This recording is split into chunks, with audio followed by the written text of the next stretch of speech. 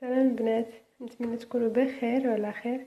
مرحبا بكم في فيديو جديده، فيديو ديال هذا النهار ان شاء الله. غنشوفوا واحد العصير اللي ساهل وكيجي غزال وكيجي لذيذ ومختلف على اي عصير كنديرو ديال كل نهار.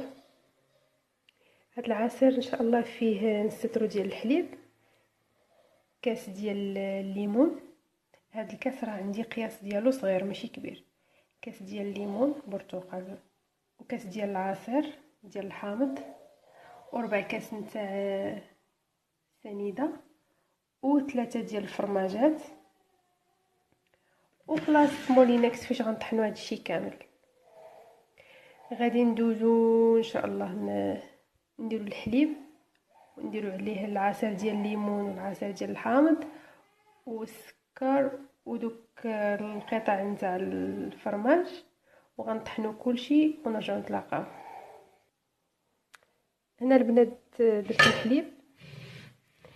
الحليب، زدت عليه هذاك ربع كاس نتاع السكر. دابا غنزيد عليه الليمون، وغادي نزيد الحامض، وهذوك ثلاثه ديال الفرماجات، وصافي غنديرهم في الخلاط باش يتخلطوا ونتلاقاو. هنا البنات بعد ما خلطناه كيجي بحال هكا. صافي غادي نديرو في الكيسان. البنات كبيتو في الكيسان. هذا راه تقريبا راه الحجم الكبير ديال الكاس. صافي غندخلو للثلاجه يبرد ويبرد شويه ونرجعو نتلاقاو.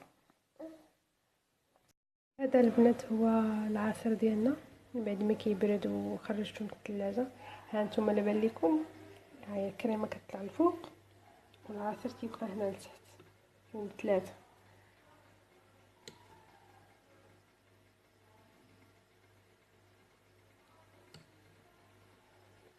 نتمنى ان الاقتراح ديال العصير ديال اليوم يكون عجبكم. ما تنساوش تشاركوا في القناه ديالي وديروا لي جيم الى عجبكم الفيديو، وشكرا لكم بزاف بزاف.